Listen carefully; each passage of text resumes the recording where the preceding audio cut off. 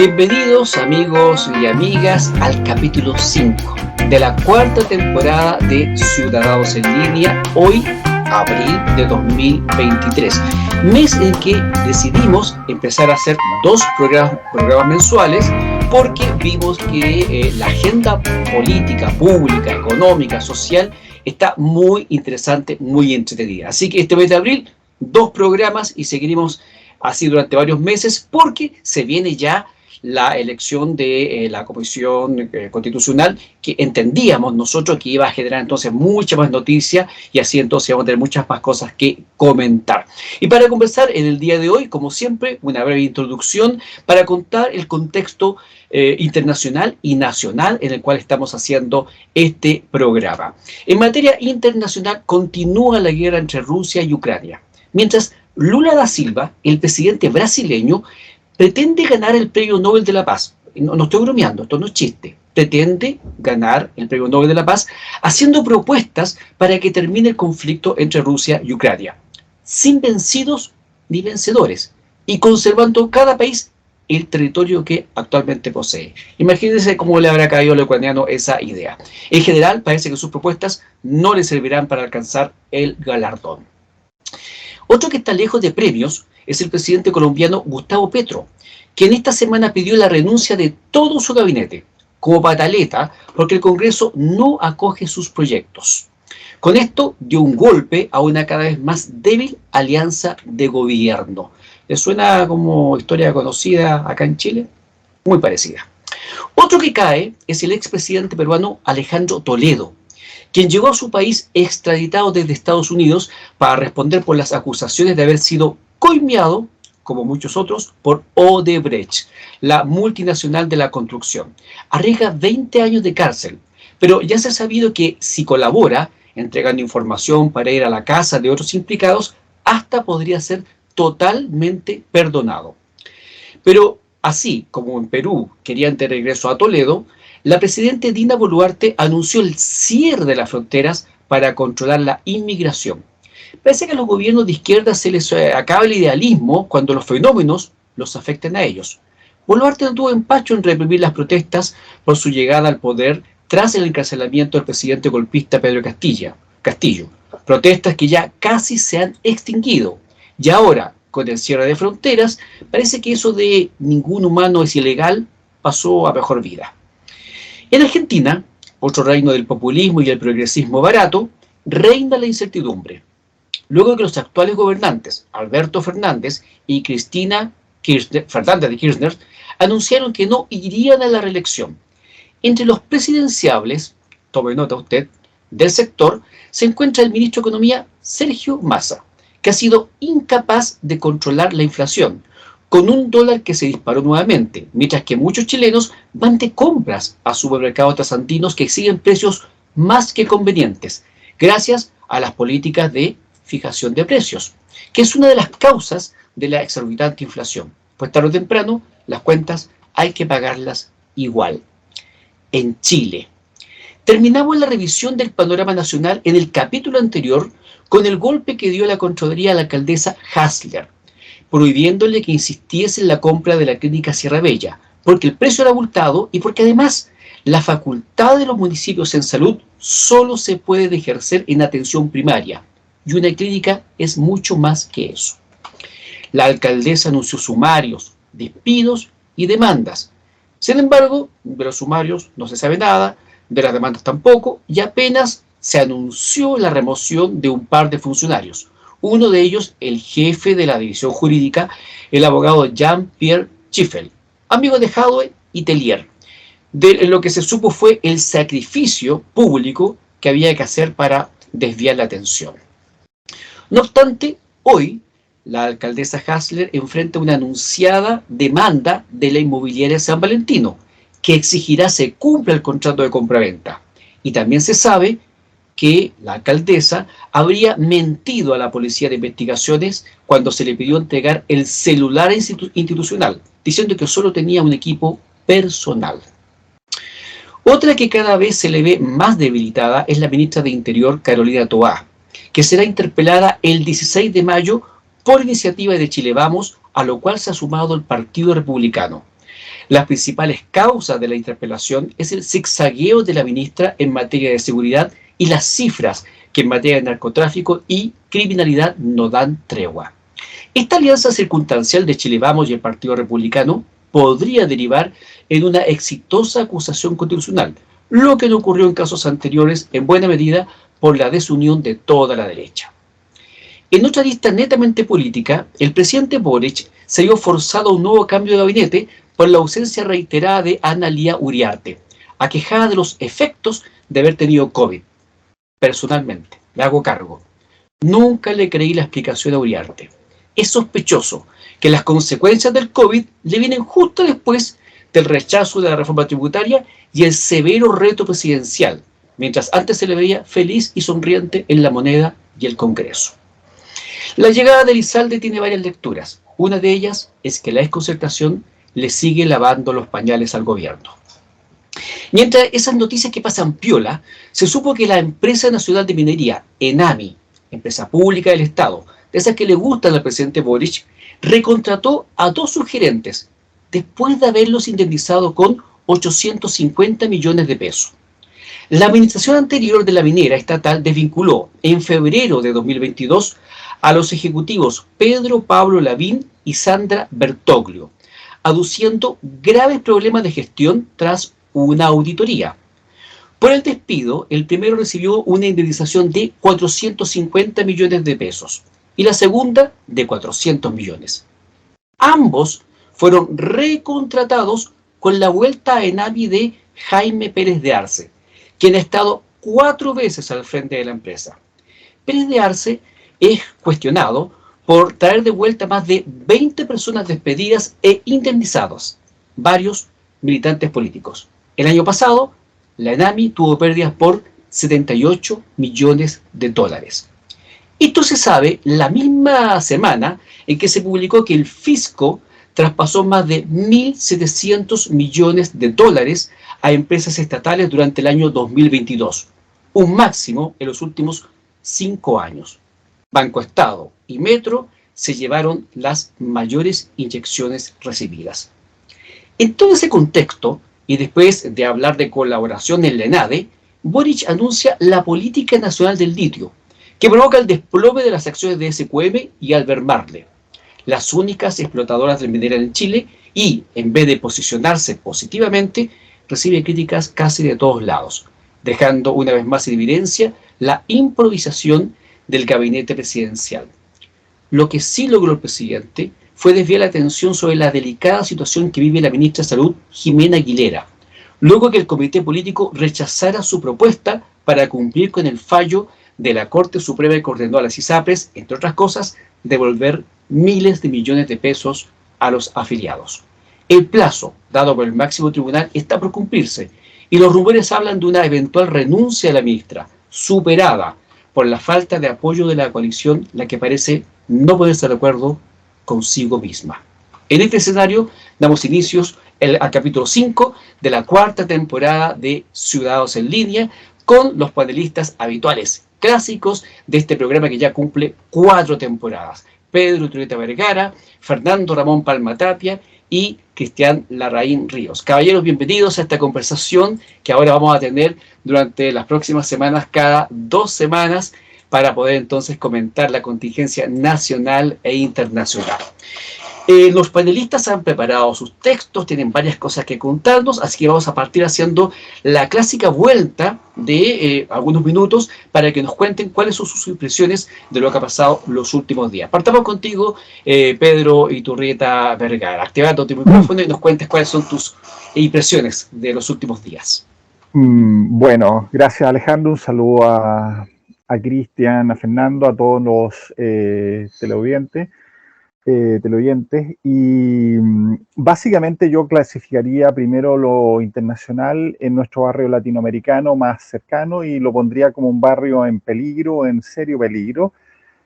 Sumado a lo de Perú, que tú ya hacías mención, Argentina, también esta semana se supo la acusación que está en curso sobre el presidente del Ecuador, el presidente Lasso, que lo pone en una situación bastante aislada y débil frente a una oposición amplia y contundente con acusaciones bastante complicadas respecto también a manejo y cierta norma inconstitucional respecto a su autoridad. Pero también sumado a eso está el conflicto que vive Bolivia entre dos liderazgos históricos del MAS. El presidente Arce se enfrenta al expresidente Morales en una disputa de poder, de liderazgo, en donde aparentemente el que tiene la manija es Choquehuanca, y el presidente Morales trata de reivindicar, digamos, la fortaleza que tuvo algún día en el MAS, pero sin éxito, y en ese contexto lo más probable es que pueda haber un curso también de división o de conflicto interno bastante fuerte. Sumado a eso, tú hablabas también de Colombia, con protestas, con un estancamiento en las reformas y un presidente que ordenó por una solicitud protocolar de renuncia a sus ministerios, a sus ministros, que pone en evidencia la dificultad para gestionar y gobernar de Petro, y que pone también en línea con todo lo que tú señalabas que ha sucedido en el último tiempo y viene sucediendo en nuestro continente y en nuestro propio país.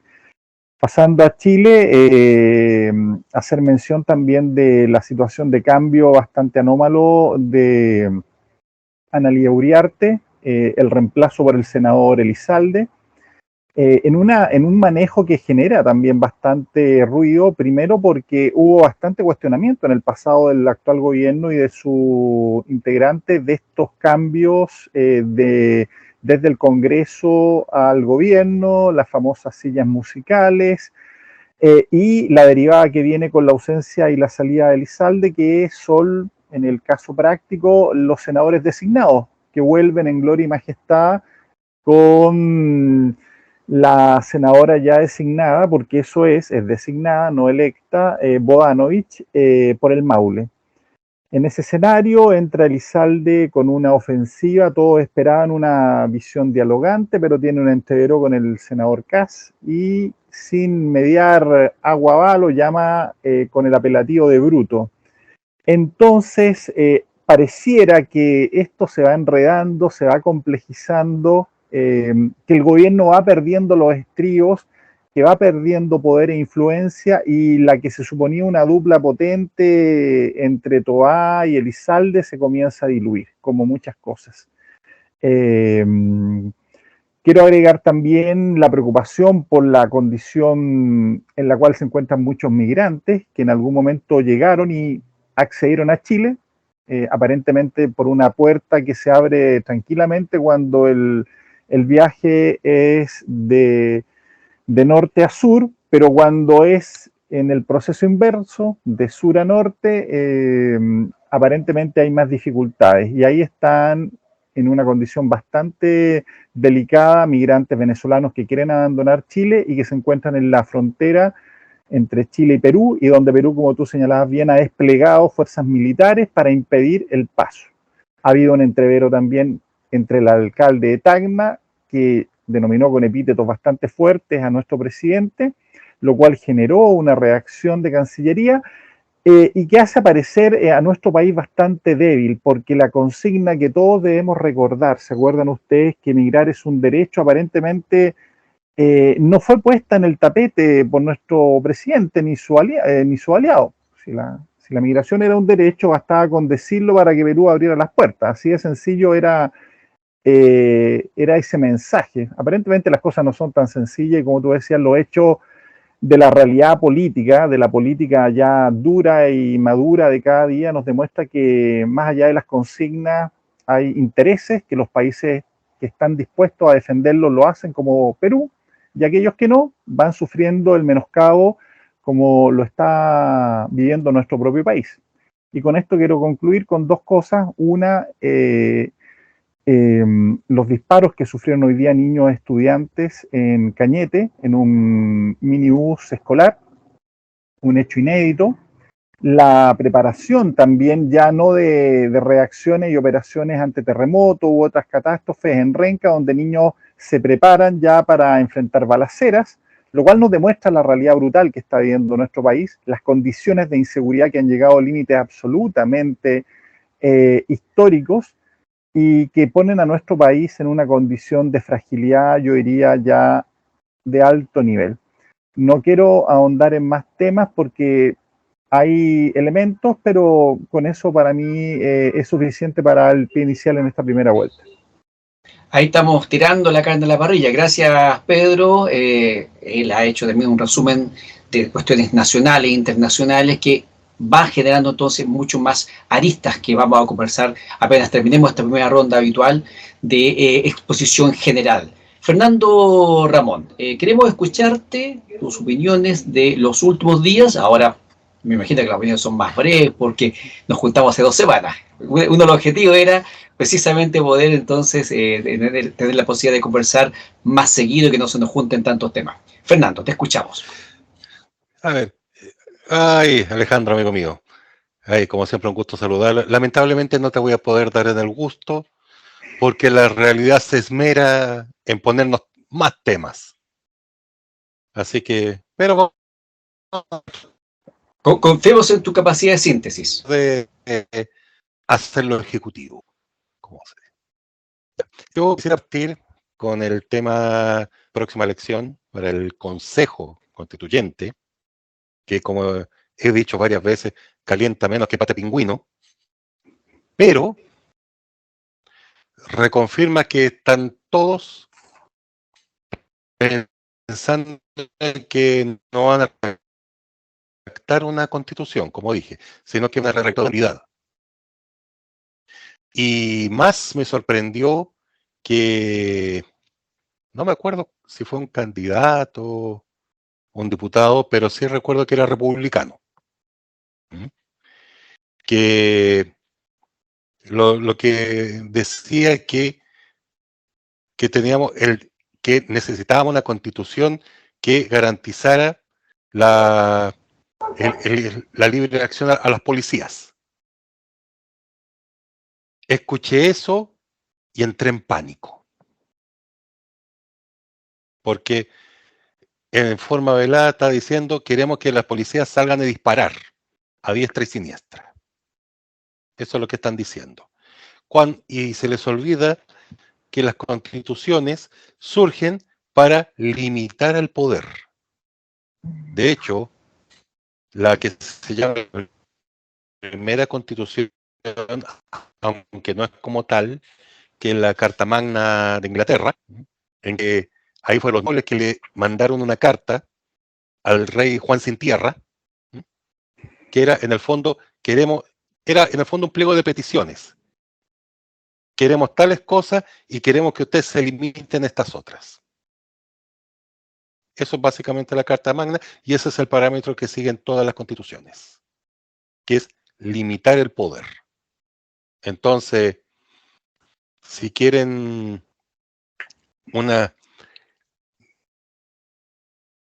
digamos, que el poder que no se frene, sino que se toma personal. Otro tema, que es una derivada. De hecho, salió en CIPER un reportaje de una propuesta que hizo la Mesa Ampliada Evangélica a la Comisión Experta respecto al tema de libertad religiosa.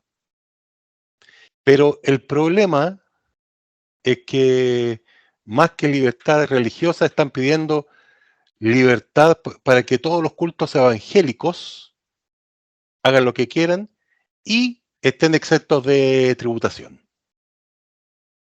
De hecho, ese último punto lo pusieron en forma declarada, totalmente abierta. Así que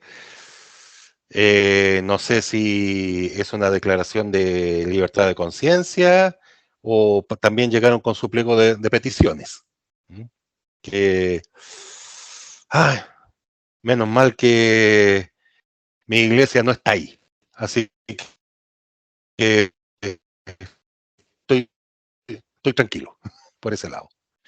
Otro tema que me llamó la atención, que es respecto a la política nacional del litio, que de aquí me llama la atención porque aquí en Chile, como siempre, se sobrereacciona.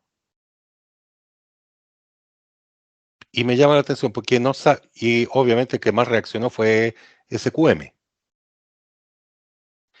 ¿Por qué? No sé si ustedes saben, el contrato de concesión de SQM caduca, o sea, termina el contrato en 2030. De arrendamiento.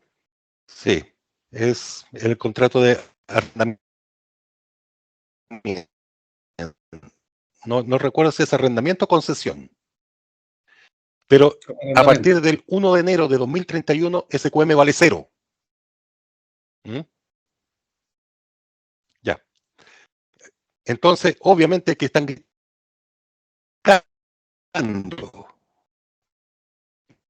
¿Por qué están gritando más todavía? No se les olvide que ese es quien Ciado da por Chile. Todos partidos. Y por eso, y el caso SQM se destapó por una derivada de Penta, de las boletas ideológicamente falsas. Y ahí uno de los asesores de la UDI dijo, y también se le hacían boletas a SQM. Y ahí saltó todo. No nos olvidemos que SQM era militante del PPD con carnet y cuotas al día. ¿Mm? Así que ese es un pequeño problema. Cerrando ese paréntesis, me llama la atención que dicen que no existe la ingeniería para extraer litio. Por favor. La ingeniería de mina es básicamente la misma. Y de aquí a 7 años se puede aprender.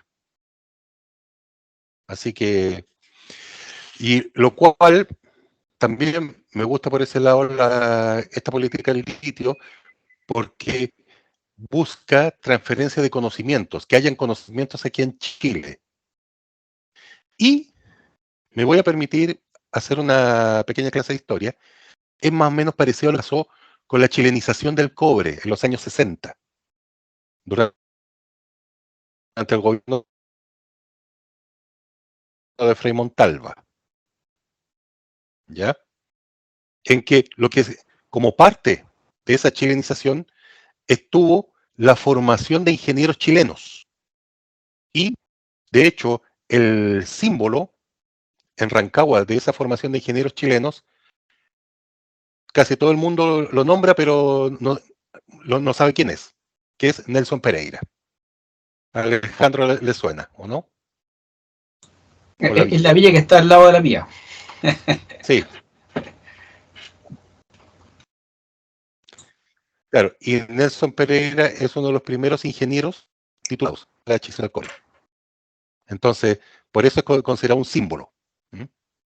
Entonces, el hecho de que exista ese conocimiento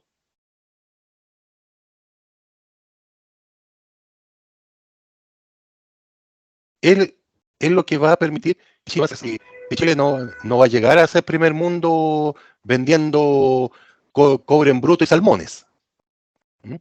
Es por conocimiento aplicado. Esos son los que llegan a las grandes ligas. Y tenemos yo les voy a mencionar 3 ejemplos. Uno, Corea del Sur. El segundo, Taiwán. El tercero, Israel. Entonces, yo quiero poner eso positivo. Y Forbes ha dicho que la política de litio dada por el gobierno actual es totalmente sensata y válida. Por algo será. Eso, y como último tema, que está saliendo mucho en la prensa con los desarrollos de inteligencia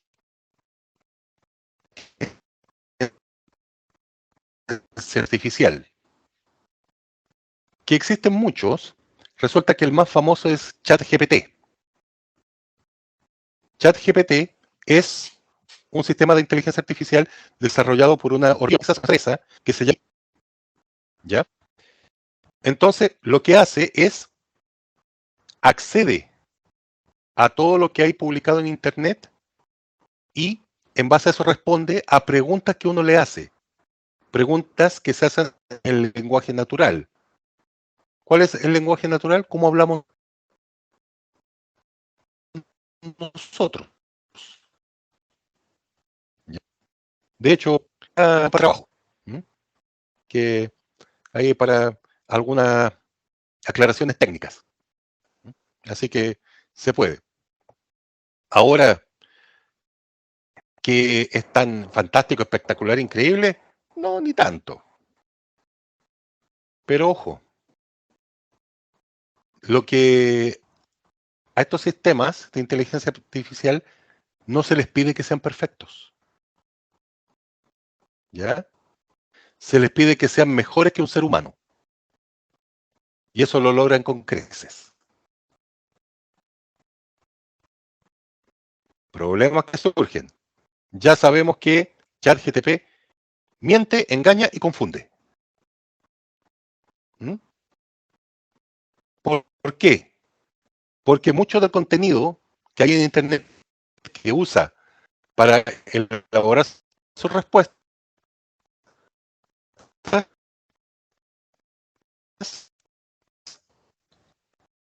miente, engaña y confunde. ¿Ya?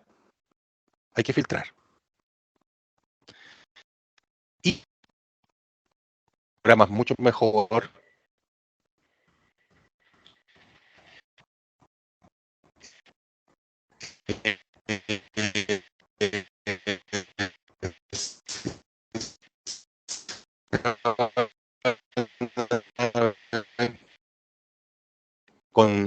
Pero ocupan otra inteligencia artificial, en que la demanda en que la inteligencia artificial que usan no tiene título de abogado. Se le están sacando por ahí la discusión. Bien se dice, los trabajos del futuro no van a requerir ni inteligencia ni creatividad,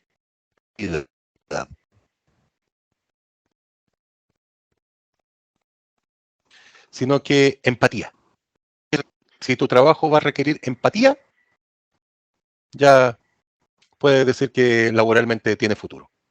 Y eso por ahora. Muchas gracias, Fernando. Bueno, Fernando ha introducido varios temas. Te voy a pedir que cuando puedas nos mandes también alguna información a propósito de que el chat GPT miente, confunde y cosas por el estilo. Me gustaría también que nos mandara la información sobre cuál fue el republicano que salió con esta idea de que había que autorizar a las policías de ir a disparar a diestra y siniestra. Porque si eso es cierto, yo creo que ese es el tipo de cuestiones que en general uno no quiere en la política. No. Y lo otro también, el artículo de Forbes que habla dice, sobre lo razonable de la política de Boric. Sí, no, está en Forbes, está en inglés, eso sí. Y sí, no, pero igual lo pueden mandar y lo compartimos con los amigos del programa. Ya. Sí. Tú sabes que la publicación que se adjunta al video, siempre nosotros ponemos ahí una serie de enlaces para que la gente se pueda informar.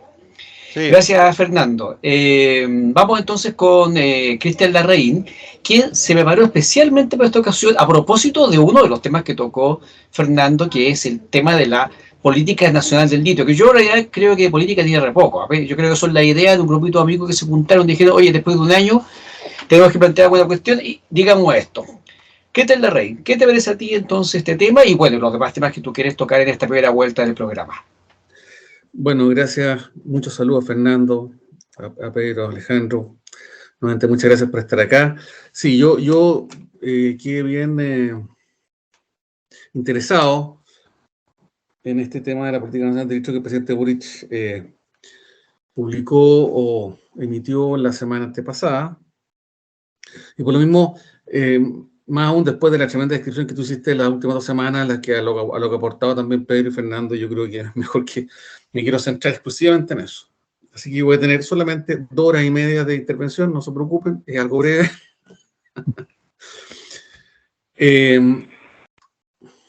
Quiero, para este tipo de políticas públicas, es tal vez la política económica pública más importante en los últimos tiempos, tal vez mejor, más importante que la reforma tributaria o muy parecida a la reforma tributaria en términos de importancia económica para el país.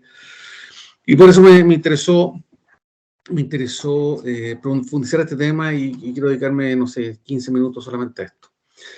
Para poder saber qué es la política nacional del litio, el mismo lapsus que tuvo sí, pero no fue con un sentido jocoso, ni mucho menos, de Televisión Nacional. Oye, pero Gonzalo Winter dijo que ahora iba a tener el litio y litio y medio también, así que no era el único. Bueno, yo no quería reírme, que para mí está muy serio el tratado. De hecho, esta semana he estado bastante enfocado en esto y hoy día en particular.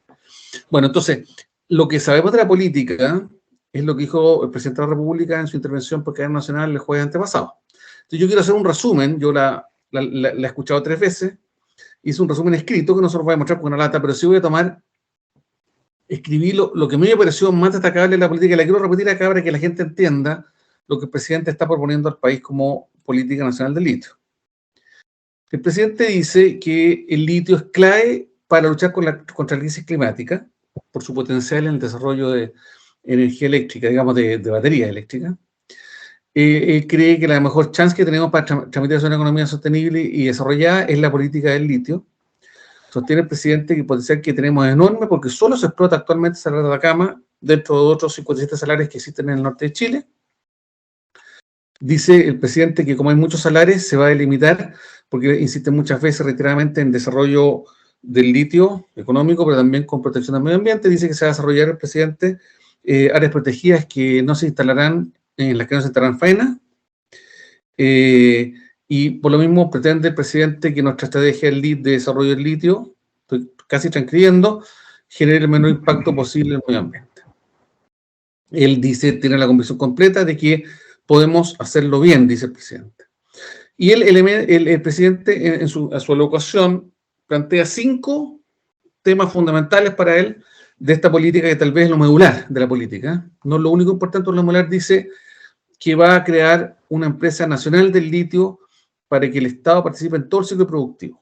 Explotación y exploración y explotación del litio, y eventualmente también lo dice después, probablemente el desarrollo de algún tipo de objeto tecnológico con mayor tecnología que la producción de litio.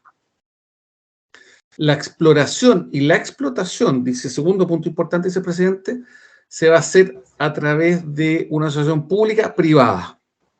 Muy importante esto. Tercer punto, el presidente dice, quiere avanzar en nuevas tecnologías de explotación con red de protección de salares y con un 30% de ecosistemas protegidos de aquí al 2030. Un 30% de ecosistemas protegidos. 4. Todo se hará, dice el presidente, con la participación e involucramiento de las comunidades aledañas a la faena minera. Y de hecho, él se comprometió, lo dijo explícitamente, que partirá en una comunicación directa entre él y el Consejo Pueblo Atacameño directamente. Y esto es relativamente próximo, durante mayo, por lo menos se va a entender que es de mayo, no lo dice exactamente. El quinto punto que el presidente levanta como fundamental, con esa palabra, con esa categorización, dice, se promoverá la generación de productos de litio con valor agregado, ya lo había adelantado un poco, lo que permitirá avanzar hacia un desarrollo duradero de mayor complejidad y diversidad. Estoy citando las palabras del presidente, las transcribí, una hora transcribiéndola, y no estoy citando todo, el presidente habló 14 minutos, yo quiero reducirlo a 5, entonces estoy hablando de lo que me pareció que era más destacable. Continúa el presidente diciendo que la empresa nacional del litio buscará socios para el desarrollo de proyectos de agregación de valor, para no solo extraer materias primas, sino fabricar objetos de alto valor tecnológico. También dice, y para él lo hiciste mucho dice, y lo hiciste 2 veces, que en cualquier caso se van a respetar todos los contratos vigentes, porque el Estado chileno respeta, tiene ese honor, digamos, de respetar los contratos vigentes. En este caso no lo dice, pero está refiriéndose a los contratos con Abermarle, con una empresa americana que está explotando litio, y ese pueblo. Dice también el presidente que instruyó a Corfo mandatar a su vez a Codelco la búsqueda de los mejores acuerdos para permitir la participación del Estado chileno en la explotación del litio de Cerro de Atacama, antes del vencimiento del contrato vigente, frente a las empresas actuales. Es decir, el presidente va a través de Corfo, más bien a través de Codelco, o Corfo a través de Codelco, va a mandar, dicho, aquí ya estoy dando mi interpretación, no estoy transcribiendo lo que dijo el presidente, va a mandar a Codelco a negociar con Sokimich y con Albemarle, de alguna forma, la integración del Estado chileno a través de la empresa nacional del litio en la explotación del salar de Atacama. No de los otros salares, porque el salar de Atacama es el que se sabe que tiene el más grande y el que se sabe positivamente que tiene mayor concentración de litio o sales que les pueden servir. Entonces, esto lo quiero insistir. Corfo va a hablar con SQM y con Albemarle para renegociar los contratos si ellos están de acuerdo. Los contratos, si ellos no están de acuerdo, se van a respetar los plazos, pero probablemente les conviene o podría convenir a ellos reprogramar los contratos a más plazo, alguna condición para integrando el Estado, no sé, es parte de la negociación que va a hacer Codelco. Bueno, en cualquier caso, si se hay una renegociación de estos contratos, dice el presidente, el Estado chileno va a comprar la empresa. Para los demás salares, miren, esto es importante, por eso hablé de Salar de Atacama. Para los demás salarios, dice el presidente, se necesitará un proceso público, informado y transparente, ocupa esos 3 adjetivos, de licitación para la exploración con opción preferente para explotar en asociación con una empresa del Estado. Esto para el proyecto estratégico, esta participación deberá tener una participación mayoritaria del Estado. Es decir, el presidente de la política del litio tiene dos del punto de vista geográfico, por así decirlo. Tiene el Salar de Atacama, donde tiene contrato actualmente de Albemarle y SQM, y para Salar de Atacama el presidente de la República ha establecido que Codelco negocie con ellos la renegociación de los contratos, de la que podría llegar a cosas muy importantes a nada, porque evidentemente ninguna otra empresa está obligada a cambiar los contratos actuales y el contrato del presidente dijo que se iban a respetar. Y por otro lado, los demás salarios, dice el presidente, que se va a través de un proceso público, informado y transparente, se va a licitar la exploración de los 56 salarios distintos, y si en esa exploración la empresa que se ganó esta licitación encuentra salitre o algún tipo mineral, va a tener una opción preferente de explotarla. Pero si el proyecto es estratégico, dice el presidente, va a tener que explorarlo con una empresa mayoritariamente del Estado. Esa es un poco la política, esa es la lógica del presidente. Se creará, ya lo dije, una red de salarios protegidos, y hace una afirmación al presidente que dice que no más una minoría para unos pocos. Dice el presidente que tendremos que repartir los beneficios entre todos los chilenos. Esto es un ambiente de cierta descentralización, y finalmente el presidente termina diciendo en estos 14 minutos de exposición algo así como: les presentamos la Estrategia Nacional del Litio técnicamente sólida y ambiciosa. Eso he tratado de relatar lo que dijo el presidente con la mayor objetividad posible, no siempre es fácil, y intentando utilizar sus palabras. Ustedes no lo ven, pero que tengo una página completamente transcrita de lo que él dijo, no estoy actuando de memoria. Bueno, entonces, me impresionó mucho esta política, sobre todo con la historia que tiene Chile de políticas de izquierda en este tipo de materia. Entonces dije, bueno, el presidente, como cualquier política, supongo yo, y aquí ya estoy suponiendo, se terminó la transcripción aquí está hablando que está en la reina ahora, habrá optado entre distintas opciones. Supongo, es lo natural, ¿cierto? No era la única opción esta. De hecho, una opción, haber sido, por ejemplo, es expropiar Codelco, expropiar Sokimich y Albemarle. Legalmente posible. Si se dicta la ley y la declara bien nacional, de interés nacional, y se paga la indemnización que corresponde al daño patrimonial efectivamente causado, se puede expropiar una empresa, cualquier empresa en Chile actualmente. No solamente podría expropiar un banco, si no hay interés político ni económico para hacerlo, pero aquí podría haber interés. Pero el presidente no optó esa opción. El presidente tampoco optó por la opción de que la empresa nacional del litio, siendo una empresa pública, se asocie, más bien no se asocie con privados, sino que directamente y en el 100% explore y desarrolle ella. La empresa nacional del litio no va a hacer esa, no es la opción del presidente. La opción del presidente es que la empresa nacional del litio se asocie con privados en la explotación y exploración del litio, tanto en la sala de Atacama como en las 30 salares, pero controlando, ella, la empresa nacional del litio, controlando a la empresa que se desarrolla. Tampoco optó el presidente, que otra opción, quiera continuar con la situación actual de arrendar, dado que Corfo, el Estado chileno, es dueño de todos los minerales del suelo y subsuelo por la nacionalización de cobre que hizo en los años 70, y eso se hace a través de Corfo. Entonces el Corfo podría, como lo está haciendo con Abermarle y con Sokimich, arrendar otros salares por otros años a otras empresas. Tampoco optó por eso el presidente. No optó por eso. Finalmente el presidente tampoco optó fue por modificar la ley que establece el litio como bien de, no en esencial, se me olvidó el nombre de, ocupa una palabra que es bien de, o mineral no cedible, no concedible. Pero al modificado se le dije, bueno, vamos a hacer concesiones, como lo he hecho con la minería, vamos a hacer concesiones para la extracción del litio. O sea, el presidente naturalmente tenía concesible. Entonces el presidente tenía un montón de opciones para haber tomado y optó por esta. Entonces la pregunta que a mí me queda como ciudadano en línea, como persona que pretende ser responsable, o por lo menos exigir a su autoridad de responsabilidad, y que pretende un Chile democrático desarrollado, es decir, ¿por qué el presidente de la República no optó por la otra? ¿Cuál fue el razonamiento técnico, económico, científico, ambiental, por el cual no optó de las otras 4, 5, 6 opciones que tenía? Todas posibles, legalmente posibles, porque no estamos hablando, incluso la presidenta de la República es perfectamente legal, en mi opinión.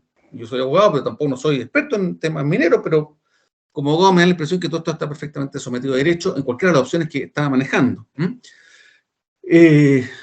Modificando algunas leyes probablemente, pero podría hacerlo. Nada de lo que está proponiendo el presidente de la Unión es ilegal. Pero, insisto, desde el punto de vista de la política pública, el cliente toma una opción. Entonces, yo, bueno, voy a estudiar por qué tomo esa opción. Y entré a la página web de Corfo y no encontré nada, más que lo que lo estoy repitiendo, dicho de otra forma. Bueno, entonces Codelco. Voy a entrar a Codelco, quiero ver el informe técnico, quiero ver en qué se sustenta esta política nacional de litio. No encontré nada. Ah, no, pero ya. Me fui al Ministerio de Minería. Ministerio de Minería, política nacional del litio, muy poco. Pero hay una política minera. La página web del Ministerio de Minería hay una política minera hecha el año enero del 22, hace un año y medio atrás. Y en consecuencia llegué a la conclusión seria de que el presidente de la República no hizo ningún estudio, porque si lo hizo, perdóname, si no lo publica, si no lo hace justamente público, para que todos los actores del mercado, las universidades, los partidos políticos, las asociaciones gremiales, las asociaciones sindicales, las comunidades aledañas puedan opinar y ver en qué se fundamenta el proyecto del presidente, tendría que haberlo hecho. No lo hizo, no existe. De hecho, yo en la semana de casi 10 días, perdón, una semana, 2 semanas, no, una semana, fue la semana pasada, el jueves pasado, una semana, no hay ninguna indicación de cuáles son las proyecciones de resultados de la empresa, cuáles son las proyecciones o estimaciones, hay que estimar cosas, para hacer políticas públicas hay que estimar razonablemente. ¿Cuál es el precio de mediano a largo plazo del litio? El litio, y todo el mundo lo ha dicho, podría desaparecer o disminuirse muy fuertemente como instrumento de producción de baterías porque se encuentran materiales. O sea, el litio podría ser 5 años más no hacer nada. O podría seguir siendo un tremendo mineral, no lo sabemos bien. Pero ¿cuál es la estimación del presidente de la República? ¿Cuál es la estimación de volúmenes? ¿Por qué lo digo? Porque hoy en Chile, y eso es lo que a mí me molesta mucho, el Estado chileno está recibiendo el 2022 $3.700 millones, mucho más que todas las empresas públicas justas, incluyendo Codelco, solo por arrendar los bienes, arrendar esa Atacama. Entonces el presidente de la República, yo supongo, nos plantea la política nacional del litio para mejorar mucho eso. Mucho, no un poco, mucho. Y este año dicen, por lo menos las proyecciones, que esos 3.700 millones de dólares van a ser 5.000 millones de dólares. O sea, mucho más que lo que aporta Codelco, solo arrendando los bienes, arrendándolo, siendo un rentista, que yo lo encuentro fantástico, sin patrimonio propio, ¿cierto? Y sin intervenir en la administración de las empresas. Oiga, ¿a quién le arriendo esto? Aquí tengo, no sé, 800.000 toneladas de litio, ¿ah? Y la puedes perder en 20 años. ¿Cuánto me paga? ¿Me entiendes? No fue la opción. Entonces, una política más de este gobierno, mal hecha. Miren, algunos de ustedes fueron profesores, hecho clase. Me acuerdo cuando yo hacía clase, me contó una persona que yo creo mucho, que es muy mala para las matemáticas, que estaba haciendo en la universidad una prueba de matemáticas, curiosamente, era una escuela de Derecho, digamos, pues estaba haciendo clase de matemáticas, y el doctor, que sabíamos que éramos todos abogados, el profesor nos ayudaba. Entonces, se acerca el profesor a ayudar a esta persona que yo creo mucho, y le dijo, miren, a ver, revisó la prueba, era algo de álgebra, no me acuerdo bien, y le dijo, mire, el resultado está bien, pero no sé cómo llegó. ¿Cómo llegó el resultado? No lo sé. O sea, aquí es lo mismo. Si tal vez la opción del presidente es la mejor, pero no lo justifica. Él hace un acto de fe, que los chilenos tenemos que creer en él en todas sus políticas públicas, después de todos los cambios de opinión que ha tenido y de todos los errores que ha tenido este gobierno de apreciación de la realidad, en materia de seguridad, en materia económica, en materia de reforma tributaria. Él cree, el presidente, con una inocencia casi irresponsable, con una candidez y un voluntarismo espantoso, que tenemos que creer que esta política es la mejor para Chile sin fundamentarlo, sin dar razonamientos claros, argumentos sólidos, estadísticos, económicos, científicos, de producción, y además, no solo esto, además agrega cosas increíbles. Él, con una candidez que a mí me sorprende, un presidente de la República, dice que vamos a crear baterías, que hay que desarrollar la tecnología, entonces que Chile se va a desarrollar creando mayor tecnología, y él decide cuál tecnología, porque podríamos crear autos, microchips. ¿Qué tecnología? No, él decide que sean baterías, porque aquí tenemos litio, pero nos dice que podríamos desarrollar motores eléctricos porque tenemos cobre. Entonces, la selección de la tecnología a desarrollar es un arbitrio de él. Y el ministro de Economía no tiene ningún fundamento, hasta donde yo sé, mayor. Piensen ustedes, y lo dijo el presidente de SKC, para producir litio, batería, no se les requiere solamente litio, que es el 2 o 3% de la batería. Se les montó otros implementos que tenemos que traerlos desde China para acá, desde Alemania, Estados Unidos, armarlos aquí para después llevarlos de nuevo para allá. Y él quiere competir en el mundo comprando baterías, no de autos, dijo otro tipo de batería. Entonces, es de una arbitrariedad supina, espantosa, por algo que existen los empresarios. En Chile hay 200.000 empresarios. Si a algún empresario no se le ocurrió, es porque probablemente no es negocio, lo más posible que no sea negocio. ¿Cómo hace tan iluminado el presidente que nunca ha sido empresario? El presidente Boric nunca ha trabajado remuneradamente, salvo para el Estado siendo diputado, que no es empresario, que no tenía ningún emprendimiento que desarrollar y se le ocurre desarrollar baterías como la gran cosa, como si fuera el destino de Chile. Y en esto quiero discrepar de mi amigo Fernando, porque a pesar de que muchos países desarrollados tienen grandes desarrollos tecnológicos, hay muchos países desarrollados que no. Por ejemplo, Australia, por ejemplo, Nueva Zelanda, que son países exportadores de materias primas, que son súper desarrollados, son modelos para nosotros, paquete con Nueva Zelanda, y no tienen tecnología de alto nivel. Entonces, el desarrollo tecnológico, del punto de vista de los ejemplos que yo doy, como Corea del Sur, que son envidiables para mí, y ojalá los tengamos, yo encontraría fantástico, pero de repente factores económicos que nosotros no tenemos. Chile es uno de los países que está más alejado del mundo. Mira, Nueva Zelanda está a 5.000 kilómetros de China, nosotros estamos a 11.000. Nosotros estamos a 8.000 kilómetros de Estados Unidos y a 11.000 kilómetros de Europa. Toda nuestra producción industrial no tiene cómo competir con los grandes volúmenes y la falta de desplazamiento. El costo de un bien no solamente la producción, es también el traslado a la fuente de consumo. Entonces, esa candidez del presidente, de creer que porque se le ocurre algo bueno, me parece abismante y me preocupa, porque estamos en manos de una persona, en mi opinión, y yo lo dije mucho antes que fuera presidente, inmadura, no desde el punto de vista de su bondad. Yo no estoy discutiendo la bondad de él como ser humano, como en cuantía moral. Estoy diciendo que él mismo se ilumina, porque ustedes no se lo vieron en la presentación, estaba feliz, él estaba contento, estoy haciendo la pega. Estoy haciendo lo mejor para Chile. Y estoy seguro que él lo siente. Si yo no estoy discutiendo, insisto, de su sinceridad. Es un político como cualquier otro y uno podría discutir la sinceridad de cualquier político, pero eso no porque sea él, sino que porque es una persona que está metida en este ambiente que se mueve así. Entonces, me urge que se haga creer al país que tenemos una gran opción cuando no lo sabemos. Yo no estoy diciendo que no sea la opción. Estoy diciendo que el resultado de la prueba parecía, no sé cómo llegó a eso, no sabemos, no lo dice.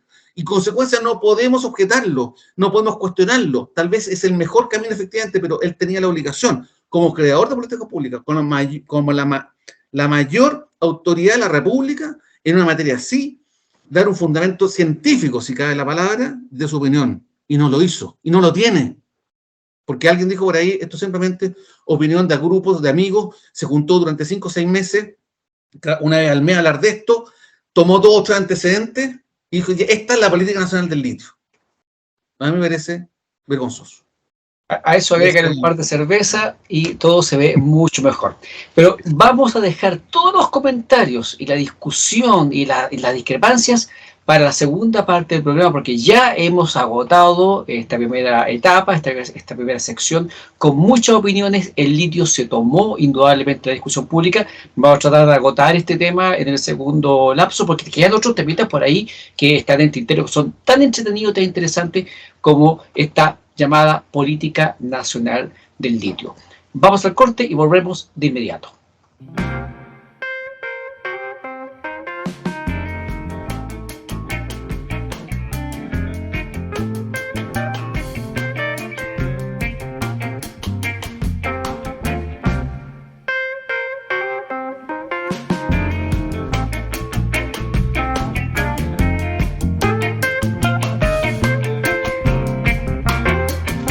Continuamos entonces con el capítulo 5 de la segunda quincena de abril de 2023, correspondiente a la cuarta temporada de Ciudadanos en Línea, con los panelistas habituales Fernando Ramón Palma Tapia, Pedro Iturrieta Vergara y Cristian Larraín Ríos, que al terminar la primera parte se lanzó a todo un speech, todo un estudio que él hizo de la declaración que hizo el presidente de la República anunciando esta política nacional del litio y las falencias que le encuentra. Ya claramente se ve que, por lo menos Cristian tiene una visión crítica de esta política, mientras que Fernando tiene una visión más optimista, a lo menos, pareciera. Así que vamos a tratar un poquito de tal vez no de convencer de uno al otro, pero sí de exponer los dimes y los diretes respecto de esta idea. Esto va a quedar grabado. Por lo tanto, en 3 años más, en 5, yo creo que este tema, ahí voy a abrir tiro el fuego, yo creo realmente que el futuro del litio se va a definir pronto.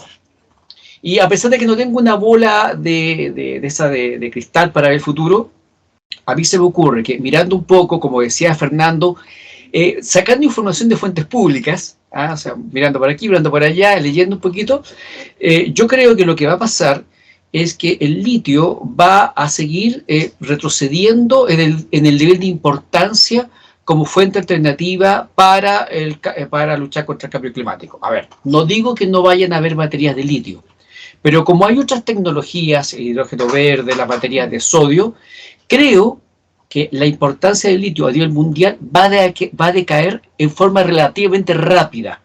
Ahora, ¿cuánto? No lo sé. Espero que no sea un fracaso absoluto como fue la presunta explotación del salitre en Chile, que de ser principales productores en algún momento terminamos siendo la nada misma y dejó de usarse salitre prácticamente en todo el mundo. Entonces, lo que siento yo, y ese es mi problema con la política anunciada, es que no tenemos tiempo. No tenemos 7 años, Fernando, te tiro ahí la idea para que después tú me retruques si estimas. No tenemos 7 años para ordenar la casa, para prepararse. Esto es sacar y llevar. Esto es sacar y vender y hacer caja pronto. Porque yo creo que el litio no va a tener la importancia que tiene ahora en 3, 4, 5 años más. Con eso quiero entonces abrir un poco la conversación para que, partiendo con Pedro Iturrieta, podamos entonces exponer las opiniones que tenemos sobre esta materia. Pedro. Gracias, Fernando. Voy a dar una opinión básicamente como ciudadano. Me inquieta como ciudadano los cambios abruptos en una línea de producción y de trabajo que ya lleva tiempo y que posiblemente con estas medidas pongamos más incertidumbre que certeza. Y ya eso se vio en primera medida con el desplome de las acciones y una caída de la valorización de Soquimich. Y obviamente con todo lo que hay detrás de ellos, con inversiones detrás de ellos, de fondos muchas veces que están ahí también de ahorro, y también por la situación de la posibilidad real de generar algo relativamente aceptable que lo reemplace. Cristian nos daba el dato de que en el 2022, y ese es un dato también que genera duda, Soquimich aportó más que Codelco y todas las demás empresas juntas. Tú hablabas al comienzo que el Estado inyectó 1.700 millones de dólares a empresas públicas.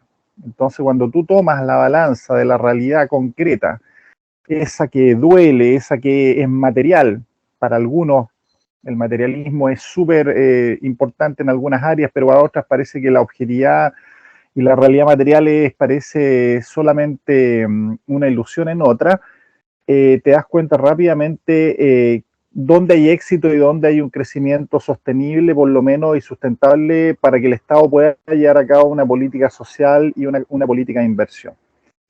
Creo y comparto la opinión respecto a que este es un recurso que tiene los días contados, su precio va disminuyendo en el mercado, y creo que estamos llegando tarde a esta sumatoria de anhelo y de expectativa.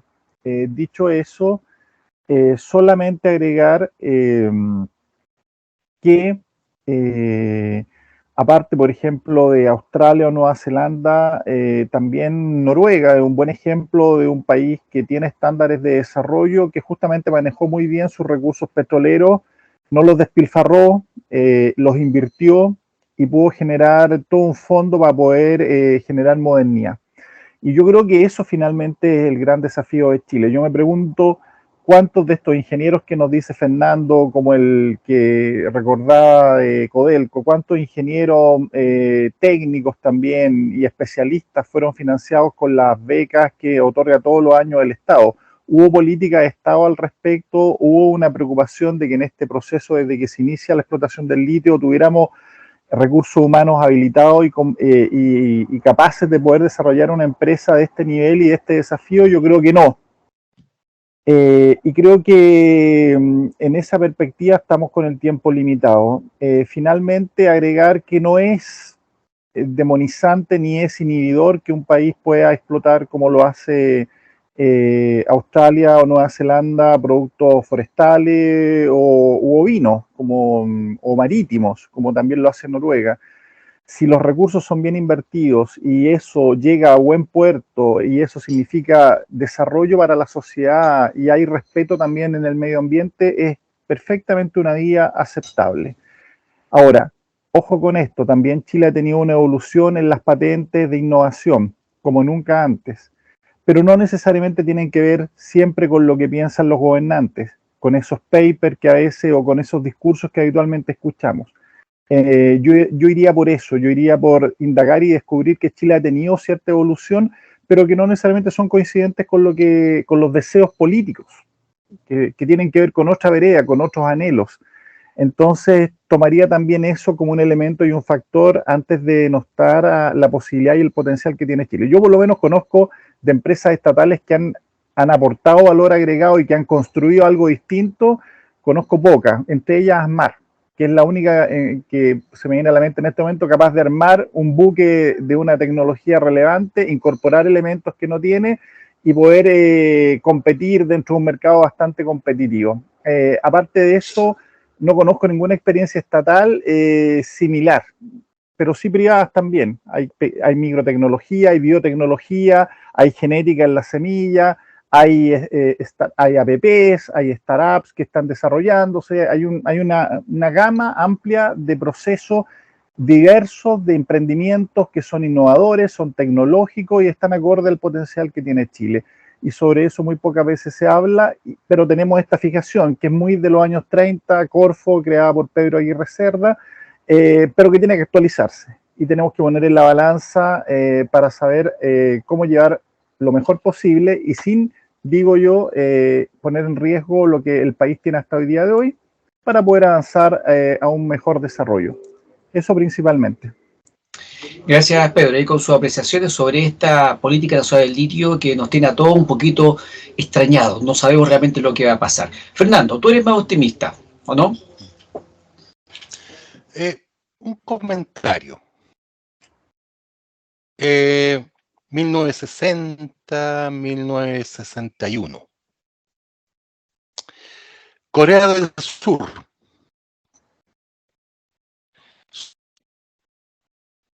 Su fortaleza era la pesca, y era país pobre. ¿Ya? Esa era su fortaleza. Si hubiésemos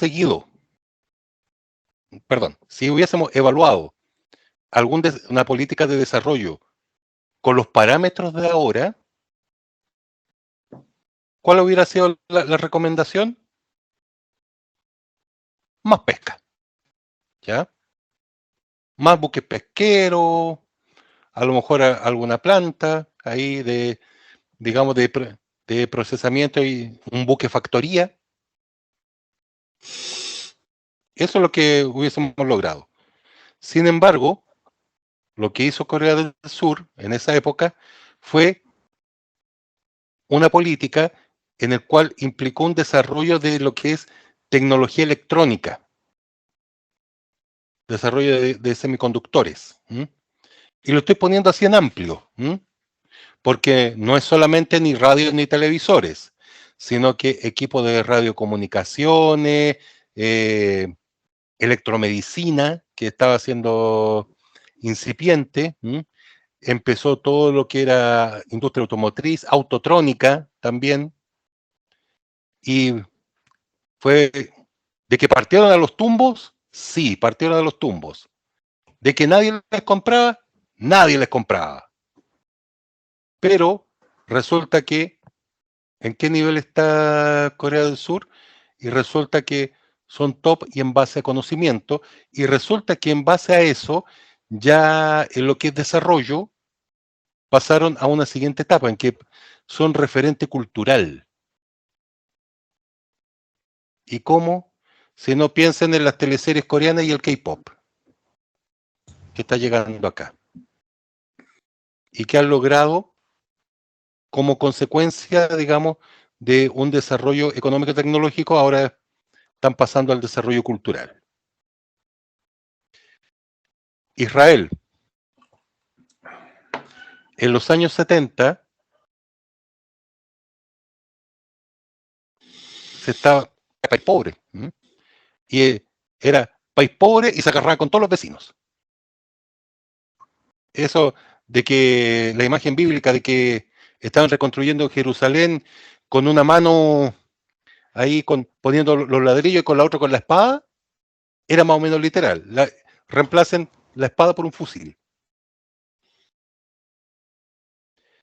Pero estaban lo que era desarrollo, de lo que era investigación científica y desarrollo científico. Y en esa época le preguntaban a Golda Meir, que era la primera ministra de Israel, a principios de los 70. ¿Y para qué gastan plata en hacer investigaciones científicas si Israel es un país pobre? Golda Meir dio una respuesta muy buena. Precisamente porque somos un país pobre, no nos podemos dar el lujo de no invertir en ciencia. Israel es el referente mundial en telecomunicaciones. Y también es el referente mundial en ciberseguridad. Algo así respecto a la política nacional del litio, y si nos quedan pocos años, hay que hacer un movimiento. No nos olvidemos que está todavía a nivel masivo el mito en el sentido de relato común, de la nacionalización del cobre. El cobre es nuestro, por fin tenemos el sueldo de Chile, y eso se traspasó al litio. El litio es nuestro, el litio será el sueldo de Chile. Políticamente, ¿tú te arriesgarías a arrendar o incluso más, vender el litio? ¿Por qué Codelco no ha sido privatizado? ¿Saben por qué? Porque el ejército se opuso. Así de simple, durante la dictadura. Entonces, como cierre tema, yo soy optimista porque para que se dé digamos, la formación de conocimiento, no lo veo tanto como que nos forramos en plata con el litio, ¿ya? Pero sí que vamos a tener una formación de profesionales, expertos, ya de mayor nivel. Y que puedan competir a nivel mundial. Porque no se nos olvide, estamos en los tiempos VUCA. Nuestra competencia no es solo salir allá, nuestra competencia llega acá. Hay un montón de ingenieros informáticos, programadores, desarrolladores que trabajan para Chile y no están en Chile. Porque como desarrolladores son mejores que lo que hay en Chile. Eso es lo que nos está pasando. Entonces, lo que tiene que haber es una formación de mayor nivel. Quizás más exigente, sí, pero ¿qué se le va a hacer? Desgraciadamente, la excelencia ahí conlleva un nivel de exigencia muy alto. Gracias Fernando. Yo solamente quiero preguntar un par de cosas a cualquiera que lo quiera responder antes de la palabra a Cristian. A ver, yo me perdí porque yo en general ya no miro mucho cuando aparece el presidente en la televisión porque ya sé que voy a escuchar lugares comunes. Anunció en esta política nacional del litio, por ejemplo, algo vinculado con aumento de la inversión de investigación, creación de algún fondo. Dijo que iba a crear un instituto de tecnología del litio con sede en Antofagasta. Ya, pero algo más sencillo, porque es que todo eso de crear instituciones a mí yo lo veo tan lejano. Yo preferiría poner un fondo de investigación para que las universidades que existen hoy día, públicas y privadas, puedan postular a ese fondo, ganarse unas lucas y decir, oye, vamos a ver cómo le podemos sacar provecho al litio, al cobre y a un montón de otras cosas, porque no solamente el litio y cobre vive el hombre. Lógico, pues Alejandro, eso era lo evidente que tenía que hacer el presidente, decir, oye, vamos a crear las universidades, vamos a estimular en las 40 universidades que hay en Chile, habrán 5 que tienen experiencia en minería, y esa, pero hacer un nuevo instituto, que de nuevo desarrollo, comprar un inmueble, y se supone que esto es más o menos inminente, si necesitamos que esté funcionando aquí a fin de año, entonces no tiene pragmatismo el presidente en esto, no tiene idea de temas económicos. Y ahí quiero discrepar de nuevo a mi querido amigo Alejandro. Si Corea llegó a hacer lo que yo coincido más o menos con la historia que tú dices, grosso modo, ¿eh? Yo no tengo detalles ni soy historiador de Corea, pero no creo que sea porque el presidente de Corea dijo en el año 61 vamos a rayar microchips. Fueron las condiciones de mercado y las tecnológicas del minuto que los empresarios del minuto y después de 50 años lograron aprovechar. Si el presidente, con todo respeto al presidente Elwin, hubiera dicho, ¿sabes qué? Vamos a exportar salmones. ¿Cómo va a exportar salmones? Usted es loco, güey. Oye, no, cereza. No, cereza, no, ¿cómo es esto? No, araña. Chile exporta araña. Es la creación de valor, la creación de empresas, las exportaciones y la importación, el mercado en general, opera en función de los empresarios. Los empresarios son personas pragmáticas que ven la oportunidad del minuto, logran financiamiento y hacen algo. No son políticos. No son políticos, los políticos no son ni pragmáticos. En esto los pragmáticos no tienen ni idea, el presidente no tiene idea de hacer empresa. Disculpa, al contrario, no. Pero hay un tema que no lo comenté, pero sí sería bueno aclarar respecto a lo que pasó en Corea del Sur y en parte de Taiwán. Las empresas fueron subsidiadas y subsidiadas fuertemente porque como lo que tú mismo comentabas. Pero no para hacer microchip, lo que te quiero decir, no fue una política sí, pública. No, si es para hacer microchip, sí. No, si es para hacerlo, porque si tú llegas a a un empresario, por ejemplo, a los de ahora, y de hecho, yo me topo con esos. Oye, vamos a plantear este negocio ABC y vas a tener una rentabilidad del 100%. Y te dicen que no. Porque yo, por mover un pedazo de tierra, tengo 400, 500%. Oye, Fernando, pero en esta pasada el presidente anunció subsidios para la empresa. No. No, Es que a ver, asociación.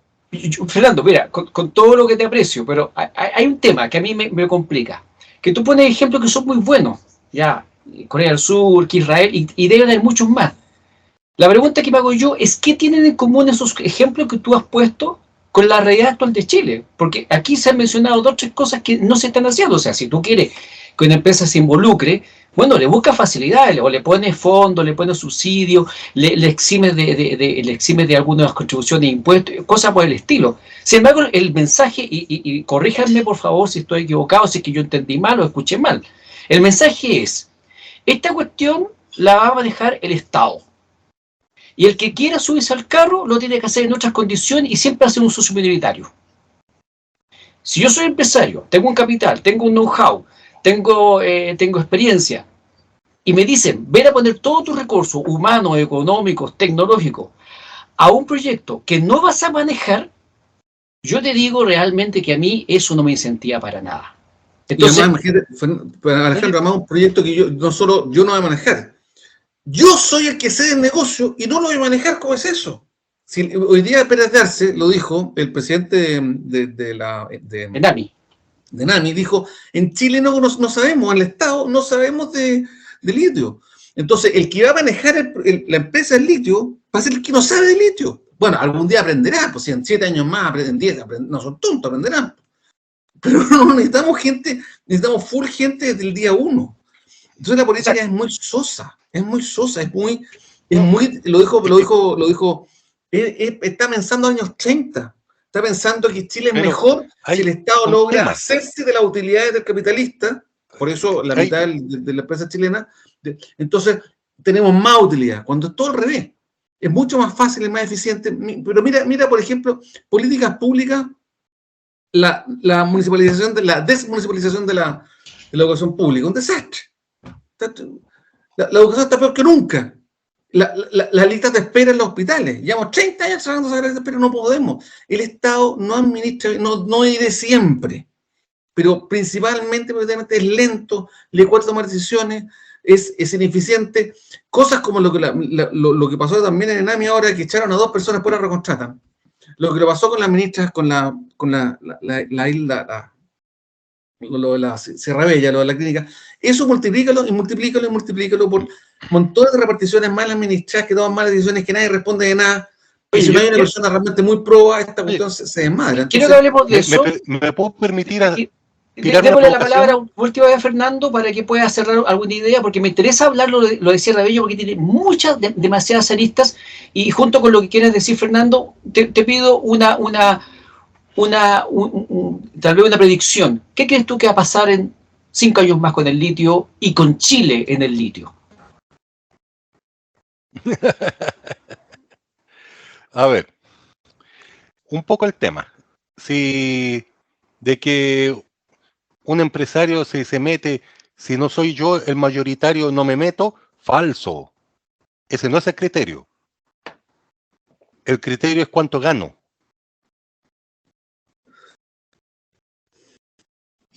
Y ahí entra lo que se llama evaluación de procesos. Si yo hago mi flujo, calculo mi tasa de descuento y tengo un van al final que me satisface, démosle. No, Fernando, porque cuando tú vas a hacer el negocio y vas a invertir $1.500 millones administrados por el Estado, mi plata administrada por el Estado. Eso dices tú, ese análisis está correcto cuando yo administro. Entonces, si administrando yo, el TIR me da, está bien, pero va a administrar. Imagínate, Fernando, que yo me metiera a administrar, a hacer un negocio contigo, en que tú, digamos, un negocio de temas de base de datos, de ingeniería de datos que tú manejas, y yo lo maneje. ¿Cómo? No, y además tú pones la plata y yo lo manejo. Te voy a dar un ejemplo. Loco. Tú pones financiamiento y conocimiento y yo lo manejo. Te voy a dar Yo no digo una duda si es posible, Fernando, pero sí digo, es una restricción sosa de entrada. Puede que haya un empresario o dos. Ni aún así.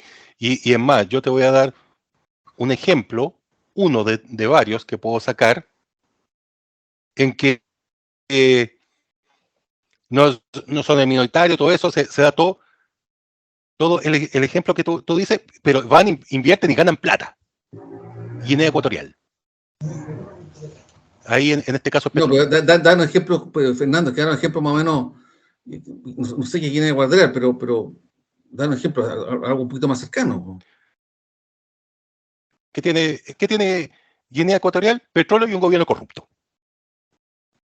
Bueno, pero es que ¿qué tiene que ver eso con lo que estamos viendo nosotros? ¿No? Da un ejemplo que podamos aplicar un poco la realidad. Que los privados se pelean por ir a hacer negocio.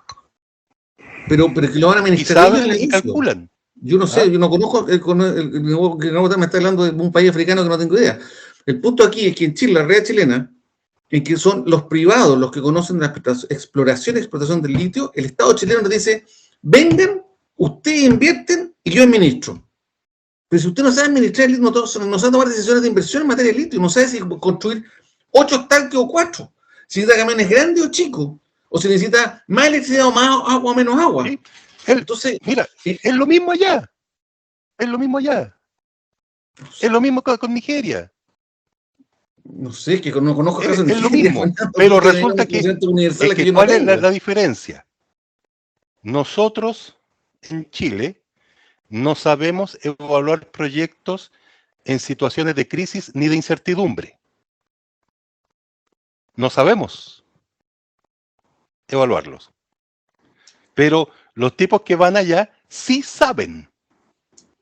Pero en Chile, entonces, me está dando la razón. El Estado chileno va a pedir a Fernando que nos mande los casos que está mencionando, para que entonces, porque como este tema va a seguir en la palestra, yo creo que sería bueno conocer los casos concretos que está mencionando Fernando, pero yo te pediría, Fernando, que nos hicieras el enganche de cómo esos ejemplos se relacionan con el caso chileno. ¿Ah? Porque yo la verdad que si soy un empresario medio así como medio corrupto, que veo que en un país hay una dictadura militar y están haciendo cualquier cosa, yo seguramente voy a tener interés para allá porque voy a ponerme de acuerdo con los dictadores a ver cómo nos repartimos la tortita. Pero me parece que es un poco distinto el asunto, porque nos queda poco tiempo. Pero Cristian, ya, el último comentario para que pasemos a lo de Sierra Bello, porque Bella que también tiene varias aristas. Te puedo acercar un poco para cerrar. Respecto, no aplica tal cual, pero que sería un caso más cercano de empresa estatal con participación de privados en que el Estado es el mayoritario, que es Petrobras. Y resulta que la cuestión está... Ahí la pillaron. Y ojo, esto fue durante el primer gobierno de Lula.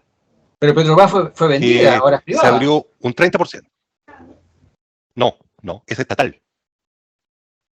Petrobras es estatal. Una empresa privada, no, Fernando, es una empresa privada con mayoría del Estado. Pero no es una empresa estatal desde el punto de vista que es una sociedad anónima en que el Estado tiene 70% de las acciones, pero una sociedad anónima. Si con Codelco hiciéramos eso, sería fantástico porque deja de ser deuda pública. Porque deuda es una sociedad anónima, en que el Estado tiene una inversión, pero deja de ser deuda. Pero Codelco actúa en una empresa estatal. No es una acción anónima y no tiene accionistas más que el Estado. Entonces cambia la figura jurídica. De hecho, el Estado chileno podría privatizar Codelco, transformar una empresa en una sociedad anónima y privatizar el 10% y ya deja de ser pública desde el punto de vista jurídico. Pasa a ser pública porque es un activo del Estado. Pero yo quiero hacer un comentario para lo Sierra Bella. Mi pronóstico, siguiendo tu sugerencia, Alejandro, es que el presidente Torres no va a lograr hacer nada en los 2 años y medio que le quedan. Pero lo que más me preocupa, digo bien derechamente, es que la empresa más corruptora de la historia de Chile, corruptora, hasta donde sabemos de la historia de Chile, es SQM. Y mantiene su mismo accionista. Entonces, de verdad, lo digo con toda sinceridad y con pena, me produce gran temor que de nuevo funcionarios chilenos vayan a negociar contratos enormes. No estamos hablando de contratos de 60 millones de pesos. La Sierra Bella es una pacata vieja, una chimuchina. Estamos hablando de miles de millones de dólares con la empresa más corruptora de la historia de Chile.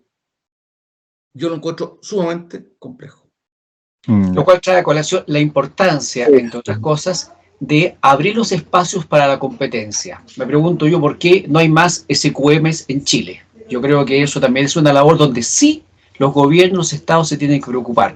¿Cómo hacemos que el mercado sea más competitivo? Porque la regla general es que el mercado más competitivo genera mejores productos, mejores servicios, más eficiencia a menos precio. Pero bueno, vamos a tener que seguir conversando de esta materia que está totalmente en desarrollo, así que no la vamos a resolver hoy día. Por lo tanto, Fernando va a tener la posibilidad de traernos los ejemplos que nos ha estado mencionando y ahí también hay que ver las precisiones. Por eso, Fernando, te pido mucho que a veces nos compartan los enlaces, en fin, antes, durante o después del programa, para que entonces vayamos investigando y también los vayamos poniendo a disposición de la gente que nos escucha para que se puedan ir informando, porque obviamente no es lo mismo hablar de una empresa estatal, por ejemplo, a una empresa que tiene participación del Estado, pero va con otros privados y donde hay una sociedad anónima que obviamente la regulación es distinta. Pasemos entonces a otro tema donde también parece que la corrupción es la palabra generalizada.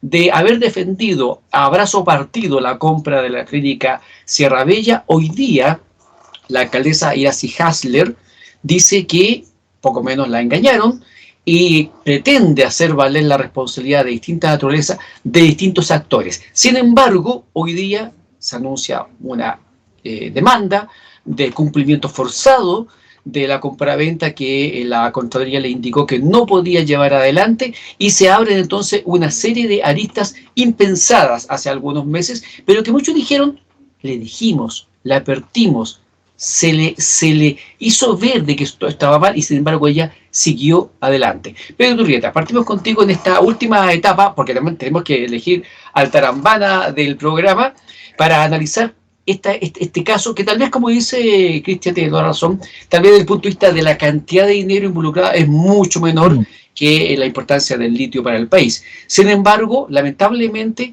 parece que confirma un patrón que está ocurriendo no solamente en el municipio de Santiago, sino que en demasiados municipios alrededor, a lo largo de nuestro país, donde la corrupción, donde la labor de los concejales parece que no es totalmente ajena. ¿Por qué? Porque nadie dice nada hasta que las cosas explotan y donde eso ya es demasiado tarde. Pedro Turrieta, partimos contigo. Bueno, para ser lo más breve posible, evidenciar justamente contigo que este es un patrón no nuevo, que lamentablemente afecta a los gobiernos comunales y que malgasta millones de pesos y millones de dólares, si uno lo quiere traducir ahí, que son del erario nacional, recursos públicos que tienen que estar destinados probablemente a proyectos sociales, a mejorar la calidad de vida de las comunas, y no caer en bolsillos personales o de las redes de corrupción que hoy día estamos constatando. Hemos hablado de otras comunas, como Itacura, alcaldes destituidos como Valle, y este es un caso más emblemático porque aparte de eso es un hecho que tiene visos visibles de errores garrafales, vicios visibles de situaciones complejas que fueron anunciadas, pero que a su vez en su momento fueron desmentidas por la autoridad local, que es la alcaldesa Hasler. Hoy en día eso se ha refutado por la Contraloría, que ha emitido un informe, pero además de eso se activó una investigación y ese también es el núcleo del conflicto que esta semana de la nueva arista que se abrió. Había una solicitud de un teléfono institucional que se le solicitó a la alcaldesa dijo que no tenía, que solamente tenía uno personal, cosa que hoy día se acaba de develar que no era así, que había un teléfono en su poder que era institucional. Pero junto con ello también viene aparejada las declaraciones de uno de los asesores que aparentemente estaba en este proceso y que estaba ya involucrado en un proceso similar previamente. Sumado a eso, el hecho de una cláusula que aparece en el contrato previo de compraventa, donde si existiera un evento como este, el municipio se desistiera, habría que cancelar, si no me equivoco, 1.500 millones de pesos, creo que esa es la cifra. Entonces, cada día se le van agregando más ingredientes para hacer de esta situación un caso, yo creo, de análisis y que debiera llevar a esta tan ansiada y necesaria modernización del Estado, por un lado, con una Contraloría, con una unidad especializada en municipios para poder hacer un control efectivo. Segundo, con una actualización de la norma institucional, porque acá hubo gente que fue despedida y esa gente, sobre ellos no puede pesar ningún sumario. Habría que haber una persecución judicial, pero ese ya es otro plano. Entonces, cuando tú inmediatamente destituyes, también le evitas hacer un sumario. Lo pertinente habría sido iniciar un sumario, determinar qué pasa ahí, porque hay que decirlo también, hay una sanción que no es menor para quien resulta responsable en un sumario, porque la sanción máxima es la exclusión por 5 años del sistema público. Entonces, hay que analizar ahí también qué tan conveniente era destituir o despedir a gente que está involucrada directamente. Y por último, otra arista, y con esto termino de este caso, es que había una apuesta por anunciar una demanda contra los tasadores. Y hasta la fecha y hasta el día de hoy creo que esa demanda no se sabe mucho. En definitiva, creo que esta es una red tan bien imbrincada que si tú denuncias a alguien, esa otra persona también podría tener una carta bajo la manga para denunciarte a ti, y por lo tanto es una situación, como diría Alejandro, que está en desarrollo. Gracias, Pedro. Cristian Larrey, tú eres abogado. ¿Cuál es la implicancia que tiene para el municipio ahora el haberse desistido? Como dice Pedro, parece que había una cláusula penal entre medio, y eso sí va a significar eventualmente un desembolso importante para el municipio. Yo no soy penalista, pero entiendo que aún, como la venta no se materializó, no hay fraude al fisco, porque no hay un daño patrimonial, aún, porque los 8.300 millones no se pagaron. Claro, no se pagaron, entre otras cosas, porque el conservador de INR de Santiago se avivó, gracias a Dios, y dijo, no, esta cuestión no se puede transferir, porque los valeristas estaban probablemente en la notaría, a nombre de la inmobiliaria de San Valentino, o Valentino, algo así. Pero como no se puede inscribir, los valeristas no se entregaron. Entonces, no sé si de hecho, el valerista está incautado. Hoy día está incautado. No, ahora está incautado, pero sigue siendo patrimonio de la municipalidad. Entonces, no hay fraude del fisco, pues no se traspasaron a la empresa. Claro. Entonces, desde el punto de vista penal, por eso yo creo que no ha habido querella aún, ¿no? Ahora, si efectivamente, fruto de una falta de servicio, no, una falta de una inoperancia absoluta, de un descriterio manifiesto, de una...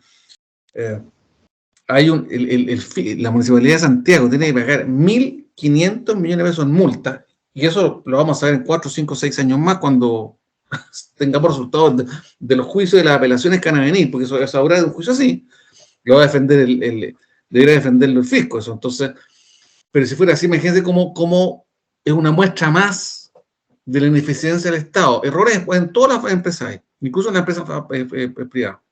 El problema es que aquí lo pagamos todo, y el problema es que no paga nadie, a veces paga Moya. Porque la alcaldesa Haas le enseña a mi mamá, anda a hacer tú qué vas a estar haciendo, ella es de una familia rica, entiendo yo, de una familia bastante poderosa, y probablemente va a seguir de alguna forma viviendo bien. Pero los vecinos a los que ella entusiasmó con una clínica que de hecho ni siquiera podía tener clínica, esto es muy grave. No solo un tema de pagar 4 veces más lo que valía, es dedicarse a un negocio, a una prestación de salud para lo cual la persona está facultada.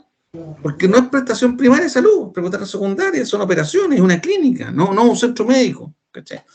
Entonces, todo mal.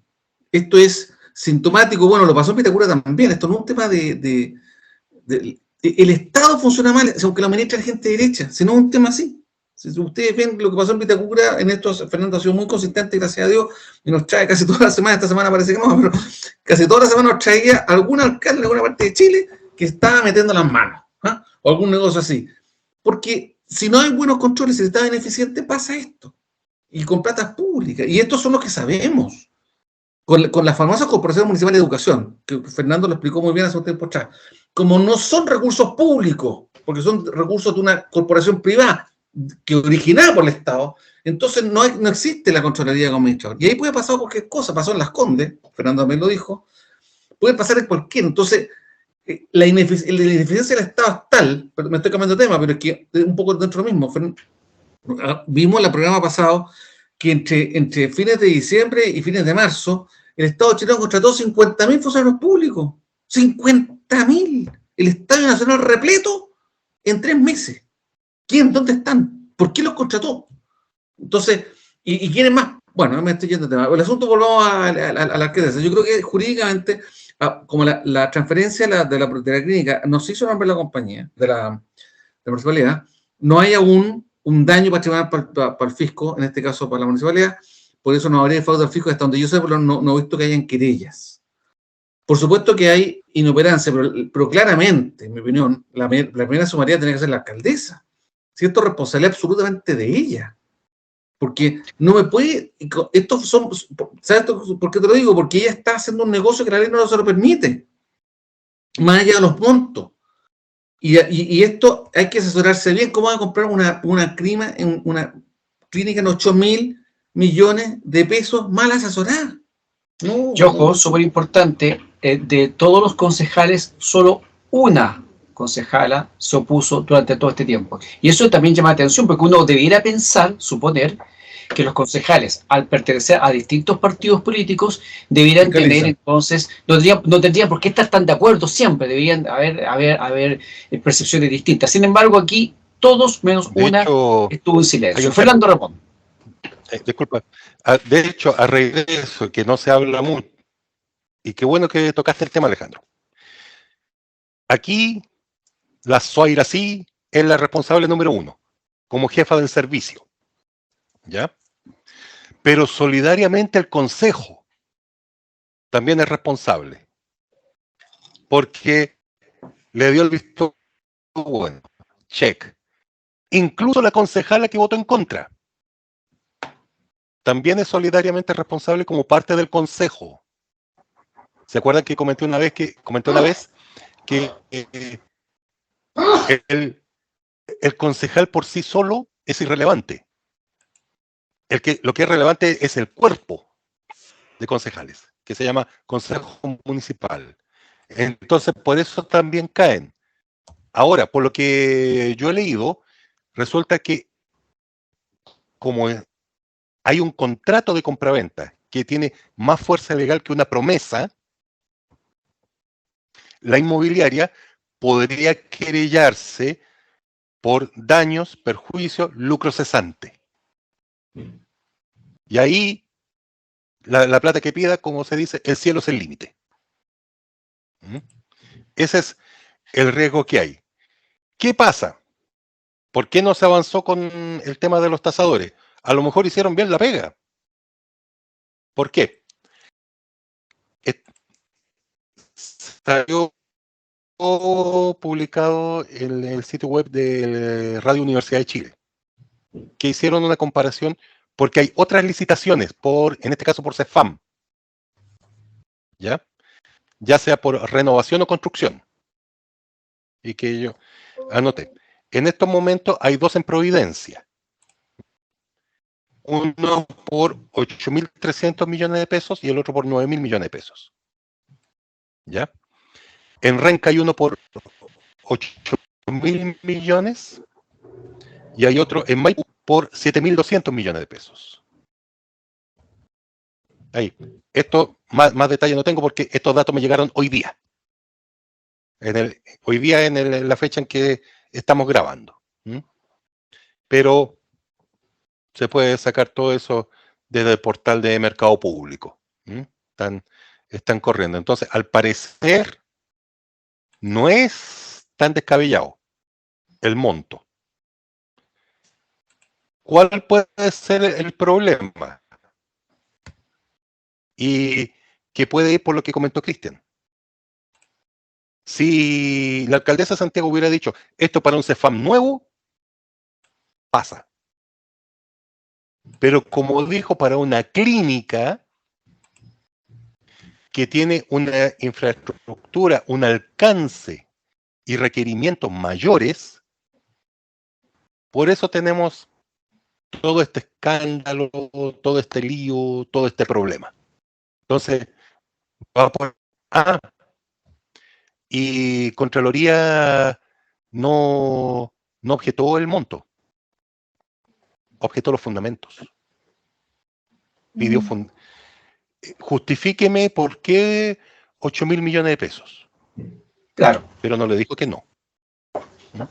Entonces, claro, es que es el por detalle. ahí viene el problema. Es el detalle, como no pudo fundamentar el monto, al final el monto mismo pasa a ser irrelevante cuando no está el fundamento. Y tal como tú dices, las condiciones de mercado varían, por lo tanto lo que costaba 2.000 antes puede costar 4.000 después, y viceversa, las cosas también bajan de precio dependiendo de una serie de circunstancias. Pero lamentablemente en este caso no hubo una fundamentación clara del monto. ¿Sí, Fernando? Los precios de equilibrio cambian. Claro, exacto. Sí. El mercado es dinámico. Pero sí, la Contraloría fue enfática en señalar también de que lamentablemente para las pretensiones de, no solamente de la alcaldesa, sino que las legítimas expectativas de los vecinos, los municipios no están autorizados para dar prestaciones más allá de lo que se llama la atención primaria. Y eso fue un detalle que aquí es donde uno dice, bueno, entre tantos concejales, nadie más se allá de lo que autoriza la ley. Nadie se da cuenta de ese típico detalle. Bueno, caballeros, estamos terminando y por lo tanto tenemos que decidir, y ustedes tienen que votar, tienen que pronunciarse sobre a quién le vamos a otorgar el precio, el premio del Tarambana o la Tarambana del programa. No el mes, porque ahora estamos haciendo 2 programas al mes, entonces ahora va a cambiar el título, el Tarambana del programa. Yo ya dije, no sé si lo dije antes de empezar a grabar o no, pero lo menciono ahora, de que para mí precisamente la tarambana del mes es la alcaldesa Iracy Hasler, que quedó, como diría por ahí la gente popularmente, como chaleco de mono después de la resolución de la Contraloría. Todo su castigo se cae como un castigo de naipes, porque claramente no podía ser ni lo uno, y la forma como estaba justificando el valor tampoco tenía ese fundamento necesario. Se le cae todo esto y luego entonces empieza a despotricar para todos lados, quedando en una posición extremadamente incómoda. Pedro Iturrieta, ¿cuál es él o tus candidatos para el Tarambana? Y luego votamos. Coincido contigo, Alejandro. Creo que, dadas las características conductuales de la descripción de Tarambana, fue una conducta tarambanesca. Perfecto. Pedro Iturrieta, entonces, vota por Iracy Hasler. Fernando Ramón, tus candidatos o tus candidatas para el Tarambana del programa. Vengo con un solo candidato. No lo puedo creer. Uno solo. La capacidad de síntesis, Fernando, nos está sorprendiendo. ¿Quién es? Sí, no, que resulta que no, ya me colmó. Que mi candidato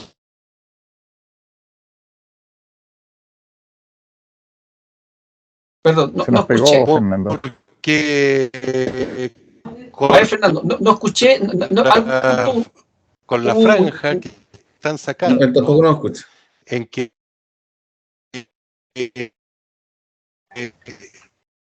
ellos van a redactar el nuevo reglamento. Fernando, la verdad que justo en este momento parece que se cortó tu internet y no hemos escuchado ni el nombre ni los fundamentos. A ver si vuelves. Parece que no nos escucha Fernando. Fernando, justo se anduvo cortando cuando hablaste. A ver. Se agotó el litio.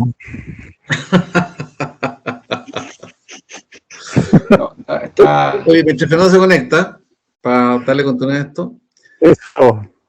Yo tengo, lamentablemente, coincido con, o sea, no lamentablemente, no, pero en realidad coincido con ustedes que la tarambana, pero sobre todo la tarambana de ahora es la alcaldesa, Hasler, pero particularmente porque haya mentido. O sea, eso ya es un nivel, es una cosa, pero doblemente tarambana porque mintió una tontera. ¿Cómo alguien no iba a saber que tenía un celular